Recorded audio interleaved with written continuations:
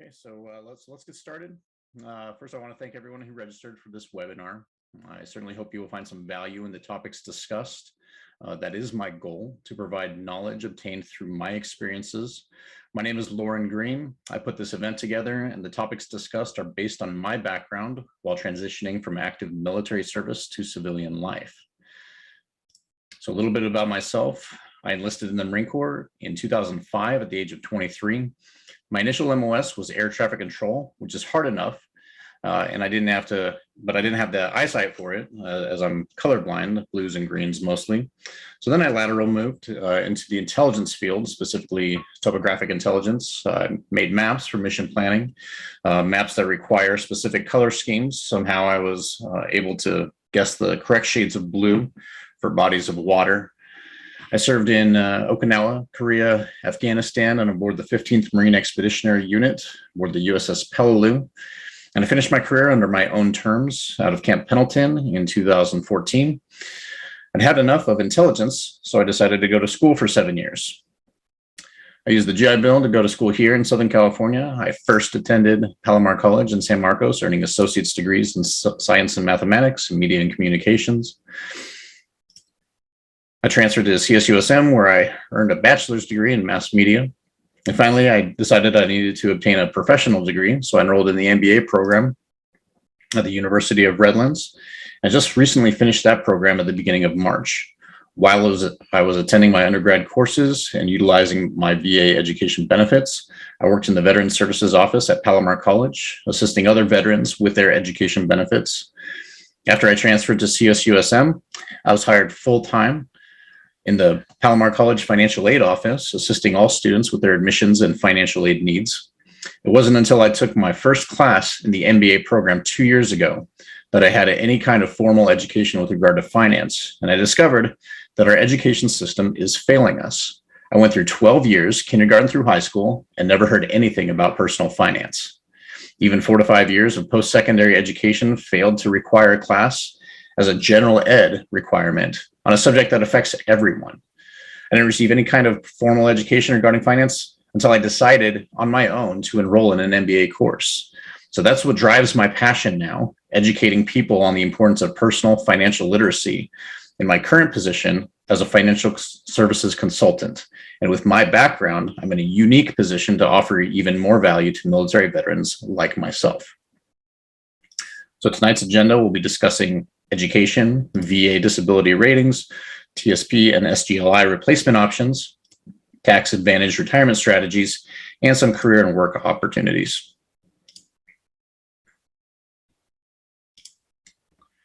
Throughout this presentation, if you want more information, you can just make an appointment with me personally via Calendly. You can use your phone's camera pointed at this QR code at the bottom right, and it will bring you to my Calendly page. The URL will be posted on the last slide.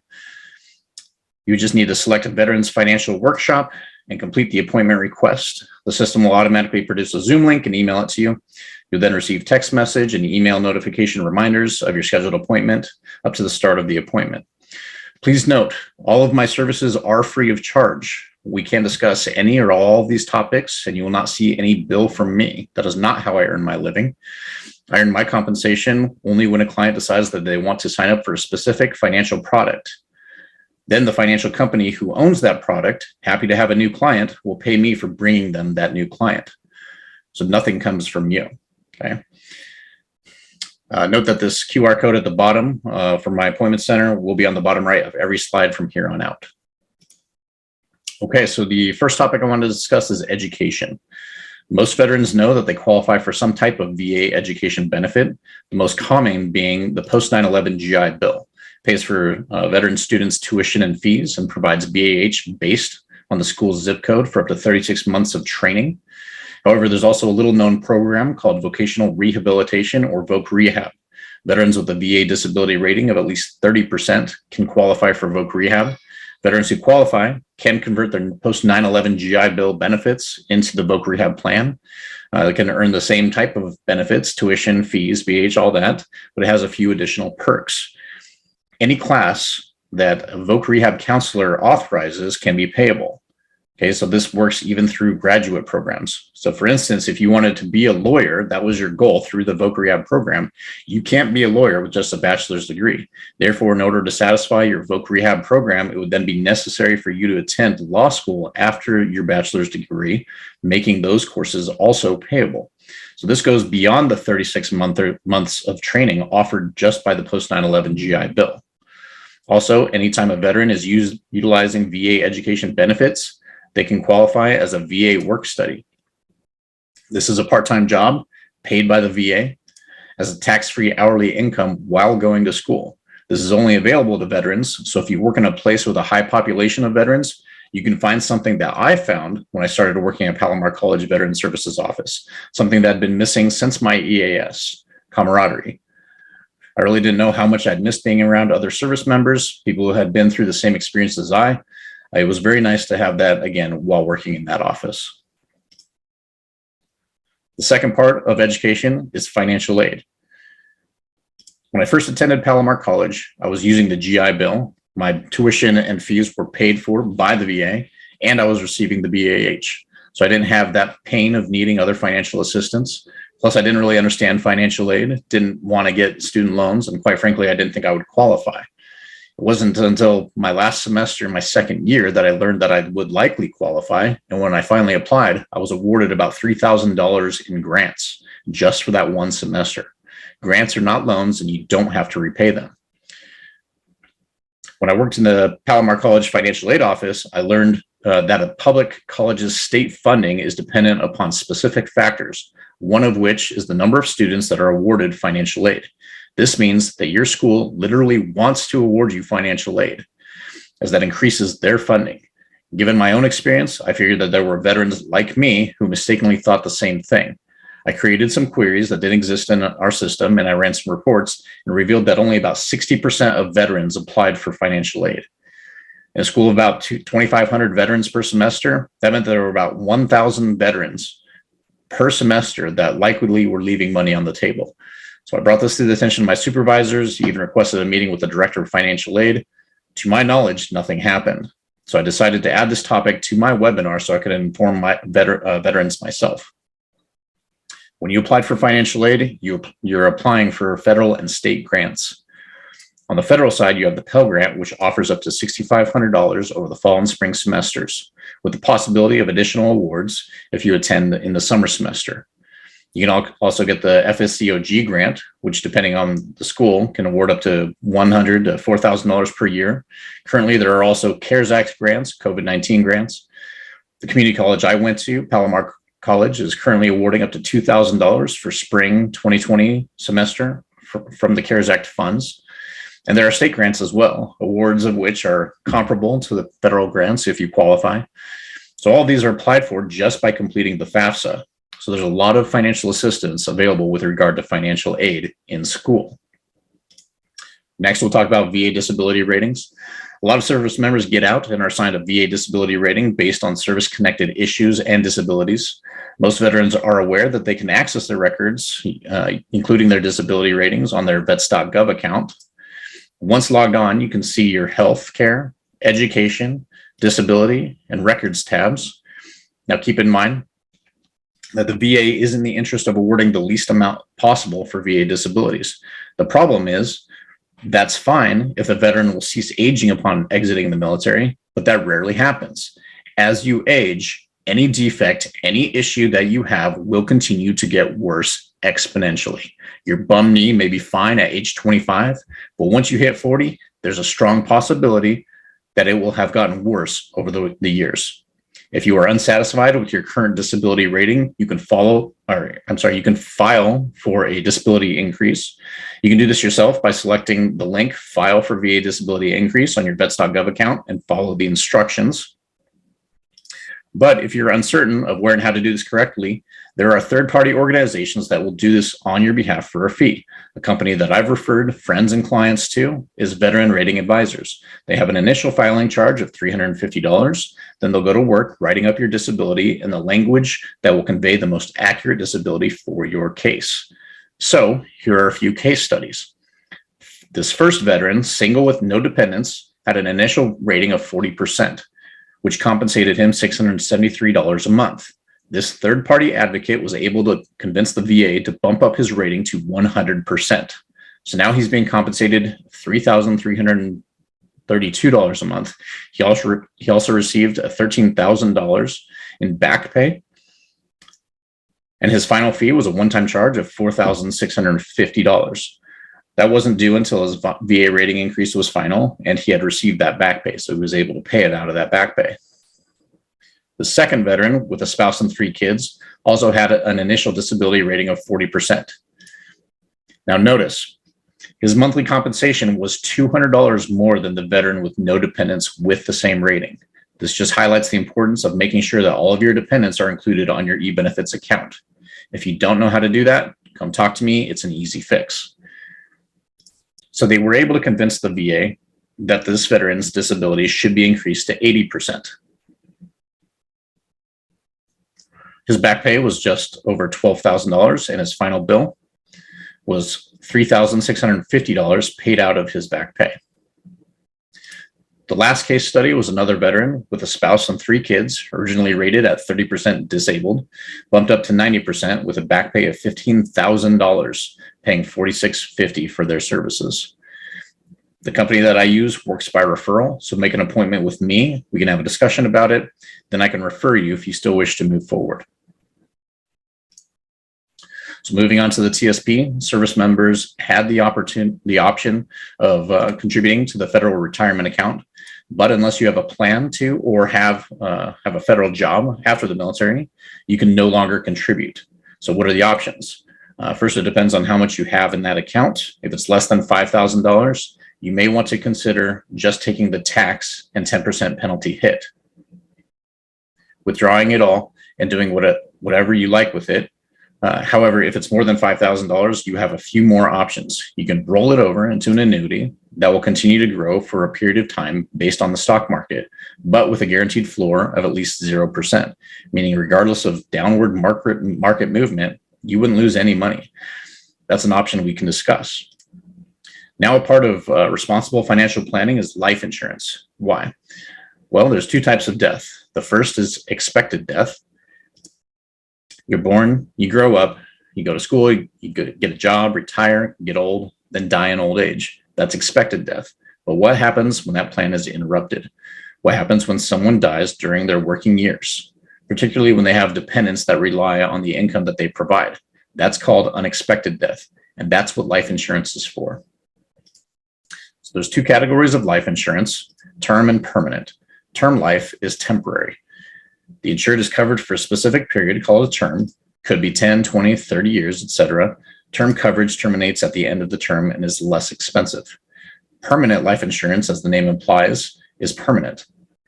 Death benefit is payable at the time of death of the insured, regardless of when death occurs.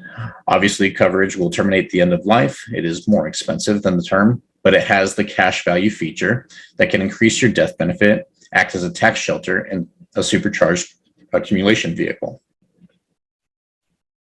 Now, in the military, service members were given Service Members Group Life Insurance, or SGLI, which could be increased up to $400,000. This is a term policy. Upon termination from the military, veterans have 1 year and 120 days from the end of active service to convert the SGLI to Veterans Group Life Insurance. This can also be increased up to $400,000. Premiums are determined by age, and each term lasts 5 years. Veterans with service-connected disabilities can also qualify for service-disabled veterans insurance, which offers coverage between $1,000 and $10,000. You can see the VA life insurance options at the VA website below.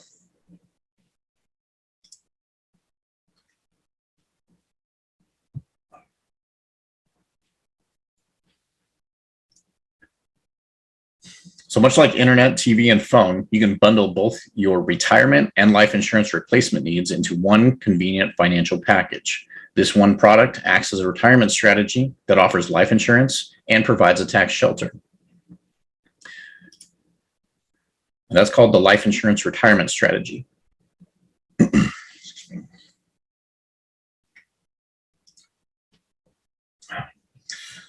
Most of the time when we meet with people, they have some sort of retirement plan going on.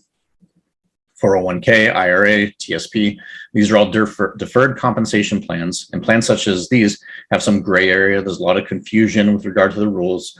And so what we do is we inform and we educate. One thing about deferred compensation plans is that they lack liquidity. There's something called the 59.5 rule, meaning that if you access your own money before the age of 59.5, you're going to take a 10% penalty with a few exceptions, along with whatever state and federal taxes you would pay. So for the purposes of this example, we'll go with California's 9% state tax and a federal tax rate of 25%. So prior to age 59.5, accessing your own money, you would have to pay 44% in taxes and penalties, which further diminishes your total account value. So now let's say you have saved for decades, have a 401k value of $1 million. You're over age 59.5, so you avoid the 10% penalty, but you still are going to be hit with the taxes to the tune of 34%. That means that out of a base $1 million, you're going to be paying $340,000 in taxes. And that's just in today's rates. The US federal debt is now $30 trillion. People are pushing for Medicare for all, a Green New Deal, and Social Security going bankrupt by 2034 at present conditions. Something is going to have to happen. One, either the politicians will have to drastically cut spending or your tax rates will go up. Ask yourself, which of those two scenarios is more likely? So obviously, this isn't ideal. So now that we know that taxes play such an important role in retirement, let's see what other tax-free strategies exist. There are only three. The first is municipal bonds. Your city wants to build a park. They issue debt in the form of bonds that pay 3 to 4%. That's tax-free and pretty safe. However, average inflation is about 3 to 4% as well in a normal year. So the municipal bond is barely keeping pace with inflation. Never mind the abnormal years like this one, where inflation is currently over 8%. There's also the Roth Ira, which is funded with after-tax dollars, meaning contributions are not tax deductible, but once you start withdrawing funds, the money is tax-free. However, with that tax-free privilege, there are limits. First, you can only contribute up to $6,000 per year or $7,000 if you're over the age of 50. And if you start doing well in life, making over $129,000 a year as a single person or $204,000 as a married couple, the government says you make too much and they start to phase you out of eligibility. Furthermore, IRAs, like deferred compensation plans, are tied to the stock market and are subject to market volatility.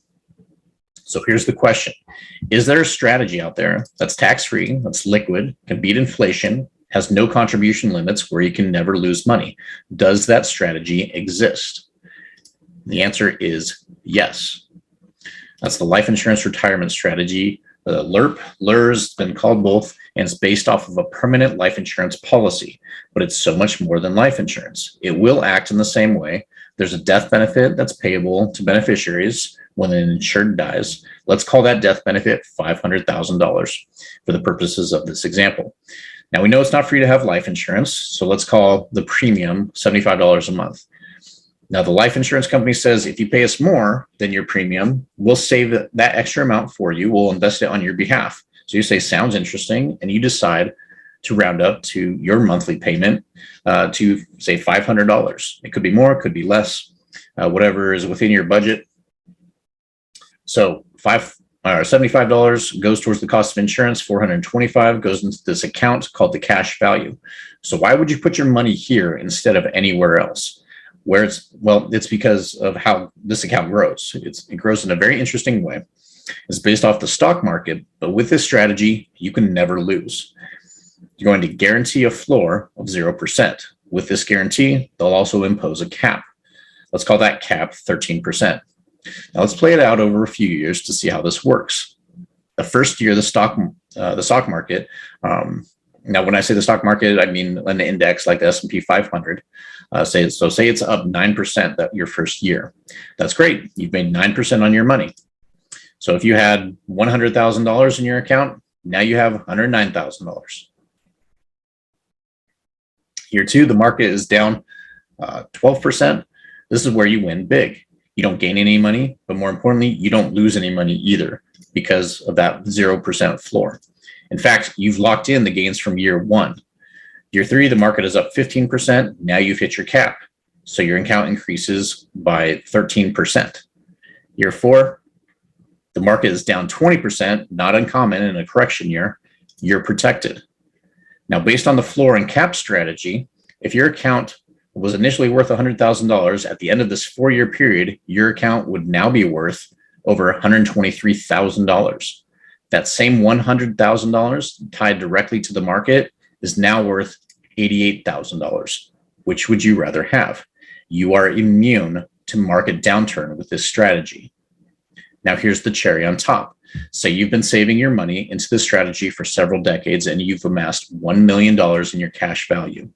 You can access this money 100% tax-free.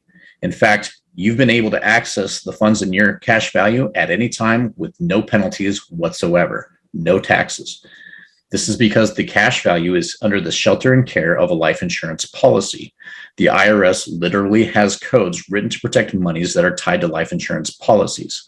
This is not a loophole, and this is not a bug. This is a feature of this strategy. This is called the life insurance retirement strategy, and we think more people ought to know about it. Lastly, the money you put in here is after-tax dollars, meaning you pay your income tax first, then fund a strategy like this. Now get this, if you receive VA disability monthly compensation, it's not taxed. That is not taxable income. You take a portion of that to fund this strategy. Now you have the government sponsoring your retirement entirely tax-free, which will then compound over time, growing tax-free, and you can access those funds at any time, again, tax-free.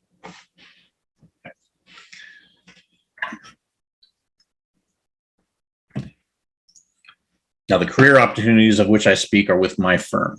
If you can see the value in this type of strategy, why people would do business with us, if you can see yourself explaining this type of strategy with the correct training, my firm is always looking for people who have an interest in financial services. We are a full-fledged financial services firm, so this life insurance strategy is just a portion of the services we provide. It's the money business, so it's lucrative. You can start part-time.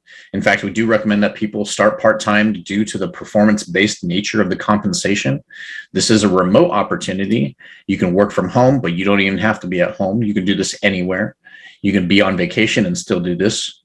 We used to drive around from client house to client house for in-person appointments. With the COVID-19 lockdowns, we had to revamp our business, so everything is done online. In the new Zoom era, we have found this to be exceptionally efficient, so we have no plans on going back. Plus, we've been able to bring in agents from all across the United States, so you don't even have to be local. So we put a premium on bringing in new agents because just like McDonald's needs to build more restaurants in order to sell more hamburgers, we need more agents to do more business. You don't have to have any particular training or experience in the financial services industry, as we can teach you through our training and mentorship programs. And this is an entrepreneur opportunity, as we don't hire employees, rather we partner with like-minded individuals to become agents. We are looking for people who are self-driven and self-motivated to succeed, to find a career in the world of finance. So that's it for me.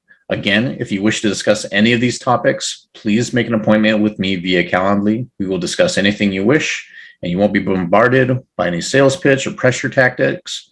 Not my style. Thank you very much for attending. Fair winds, following seas. All the best. Have a good night.